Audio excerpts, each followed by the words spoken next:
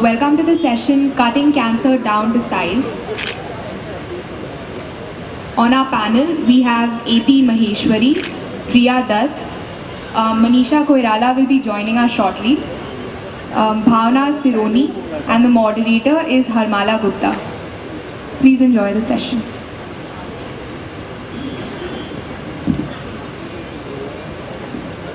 Hello, good evening everyone, lovely to see you all here.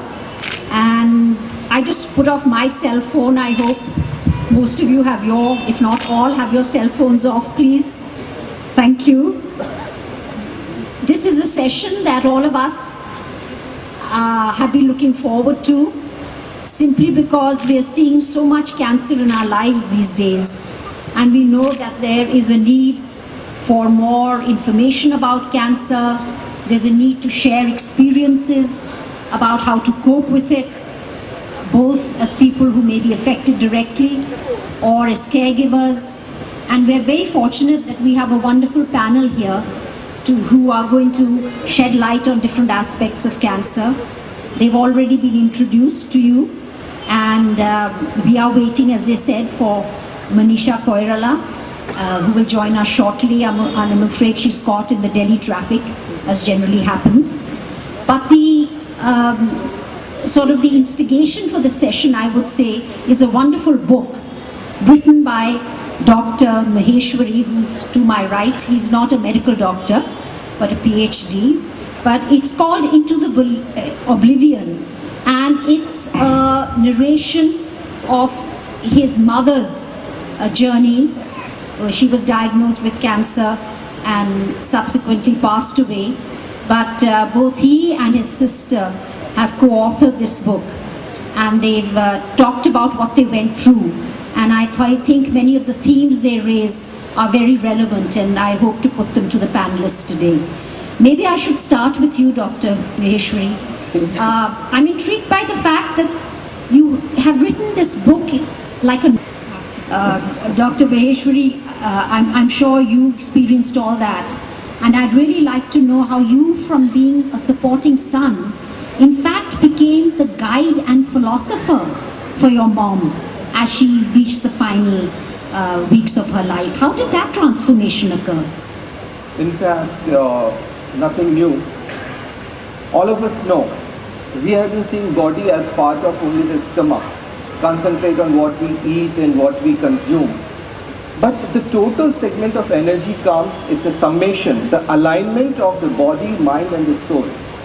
We do it in meditation, we do it in everything, whatever we want to do, with 100% energy. And the type of synergy and the multiplier effect it has had. Now this is what we tried with our mother. We tried to align her body with the mind, giving the positive feedback, and also the spirituality, the soul, the touching the soul, and whatever faith she had. And I tell you how the faith works. Like I come from a border guarding force. Sarhad pe ek sipahi. He thinks that I am the first line of defense. He's that level of madness, the dedication. And he faces the bullet happily. He says there is a meaning in life, and he saves the country. For a moment, if he thinks that my child will be orphaned, he cannot do justice to the job. Similarly, when we were dealing with our mother, we brought her to that level of alignment and see it transform the life altogether. We came to the level when she thought that okay, it is the God's wish. She followed Kabir, she followed Meera, the whole madness and what we find in the Meera, the dedication. And she was so happy that I am going to meet the holy being and my time has come. I am at the end of the race and I should not lose this race and I must run. And then she defined, look, death is a only for positive forward leap. Because the whole life you have been praying to your God, I want to come and merge on your feet. This time has come, and she was totally lost into that. And we all supported her, reading Kabir, reading Meera, and she was so happy that very soon I will be going and meeting my beloved. And it was a transition. I say death, she took as a positive forward leap. And she was so happy. And mind it, people call me mad, but I am here and a couple of my friends are also here. When she died, she went left, matured, culminated her life. we did not accept condolences. I said, look, she was so happy that I am going to meet the Supreme Being. Prabhu mujhe aapke charnon mein. She has been praying and the day has come and she is into the final race. She went very happily. And the people who were around can only realize this. And I must say, when the journey of life takes you through very oscillations, all of us have to die. Even that constable on the guard, the constable who goes to protect the country, every Fauji Jawan, he has that madness ki no, I am the first and the last line of defense, I have to protect, this is my honor, and he happily takes the bullet. Similarly, same type of madness. Whatever we do, even if you play a good the good game of golf, what you see, you concentrate on the ball, you see the alignment, you hit at the sweetest spot and you've got to follow through. You have to overshoot. If you undershoot, you cannot make it. Anything. One who plays for himself, one who plays for the country, for a mission, a superordained goal. So the happy experience which we had was how the superordained goal changes the total psyche. And rather I said, I mean, couple of people who don't look after their parents, I have written in my book, what an important opportunity they lose because the type of experience you have, whole perspective to the life changes. And I think I would, you have also gone under the same journey, and she has come out as a crusader, as a warrior. I think you would also agree with this, that this journey with as if fight with the cancer changed the whole perspective of life. You may add to it. Absolutely. I think whoever has been touched by the cancer is a transformed person. Because cancer can happen to one person, but it affects the whole entire family. And my take has been, it has helped me to grow and appreciate life and honor my body and honor my life in much more better way. Thank you, Manisha. And a lot of people who've been through cancer say what you have. But what would the doctor say? I think I'll just give you an example. Patients who are very positive and believe in just carrying on with normal life while they're having treatment tend to have lesser side effects. And I think one of us should do a study on that.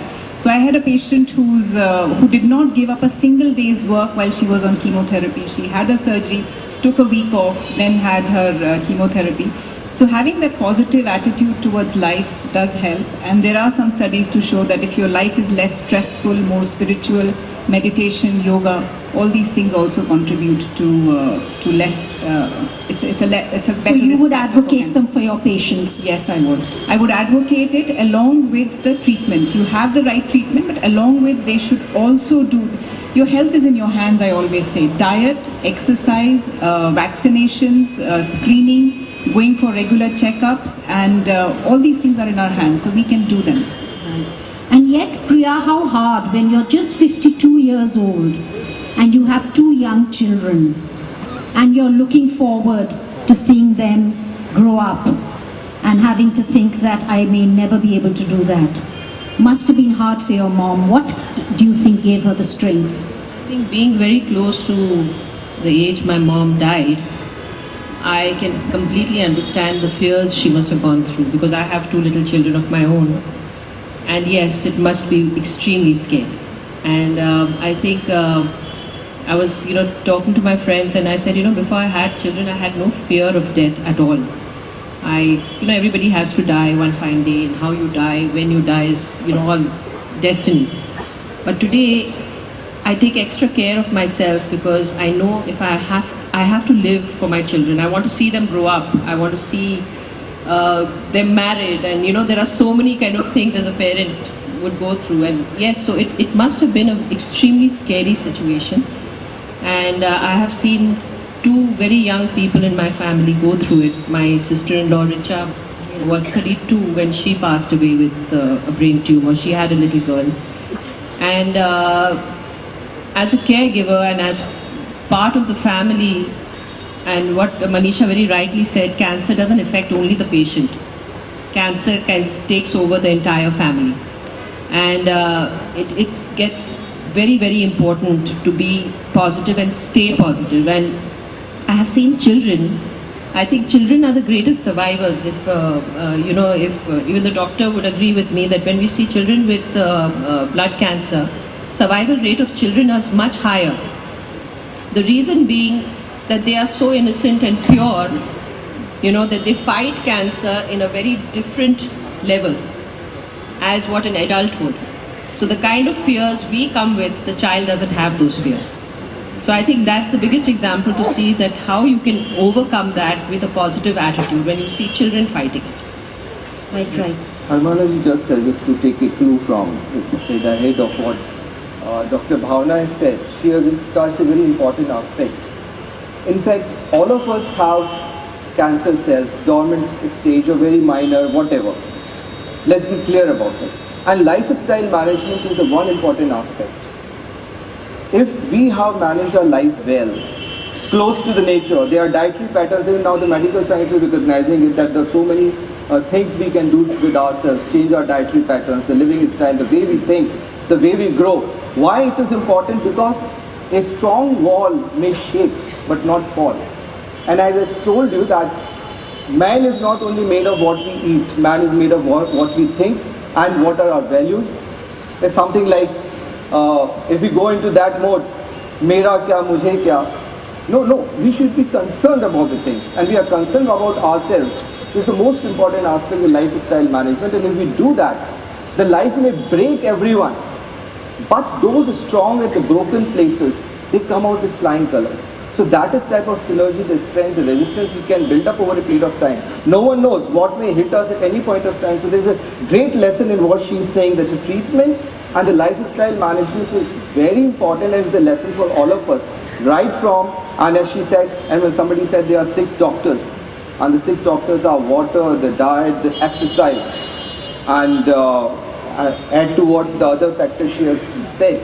So if we are careful about what we are eating, the air, what we are breathing, the exercise we are doing, how we think, all those aspects are important. Well, that's very true, but of course we have no control over the air we breathe, I'm afraid. Yeah. Right now, we're held captive by it. But despite this, I think there are 2 aspects to it. One is, we don't want to end up blaming ourselves for our cancers. I think to a large extent, cancer is still a disease that we don't fully understand. It's multifactorial. There are various factors that go into it. It's not necessarily your destiny either. Sometimes we start to believe that.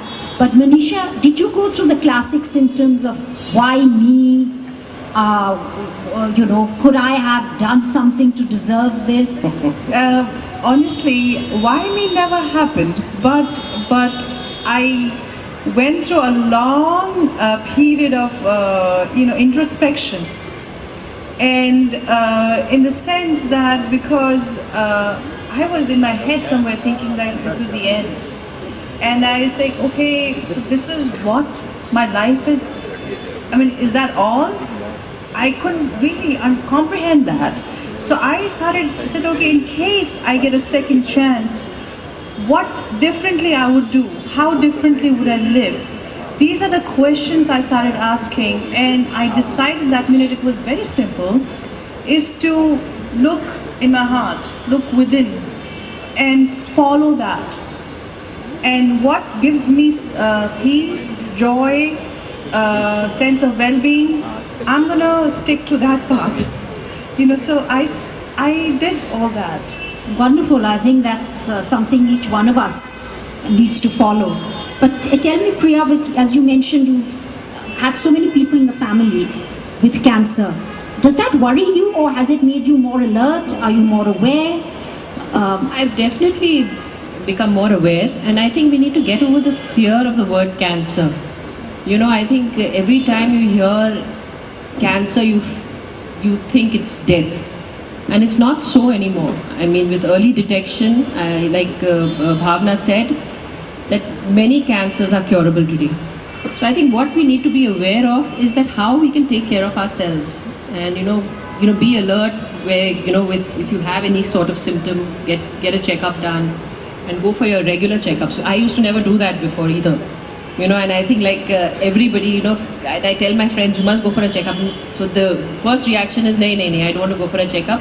Because once checkup में चले जाते हैं, तो 100% doctor will say there's something wrong with you. So I think that is the attitude which we need to kind of overcome and really do it for ourselves. So Dr. Suroi, tell us the good news about cancer now. There is a lot of good news, isn't there? There is. There's a lot of positive news, like you've said, that early detected cancer is curable. That's the main message we want to get through. Also, cancer treatment has become much better. It's becoming more personalized, so the side effects are less. So there are 3 verticals of cancer treatment. Surgery. Surgery is getting better. You don't need to have a mastectomy in majority of patients. You can have a breast conserving surgery. If you have a rectal cancer, you can have a sphincter saving surgery. So surgery has become better. You have robotic surgery. So we've gone leaps and bounds in surgery. In chemotherapy, we are using targeted therapy. So the side effects of the treatment are very less. We've got better drugs for nausea and vomiting. So same way in radiation, we are able to give very high doses of radiation and also minimize the side effects. So long-term side effects of these are less. So that is the good news. So why not, work towards catching the cancer early and just not having the fear that, I have cancer. I think one should take it in the stride, and that will only come by increasing the awareness that, stage 1 and 2 cancers. Most of my patients I see are in stage 3 and 4. So which are, the cure rates are very low. And that is about, I would say, 60 to 80% of patients all over India come in late stages. Mainly because, we think we are invincible. We don't go for checkups. 2 common cancers in India. I think that the main message that we want to get through is head and neck cancer, cervical cancer. Head and neck cancer, the main reason is tobacco and pan masala. So we have to stop using that. Very, very important. It's in your hands. Then the second one is cervical cancer. It's easily preventable by going for checkups and also having vaccination. So, if you have girls or daughters or your daughter, who are young, between 9 to 23, there are guidelines for it. See your doctor, discuss with them, and please get them vaccinated because, it's easily preventable. It prevents about 80% of cervical cancers.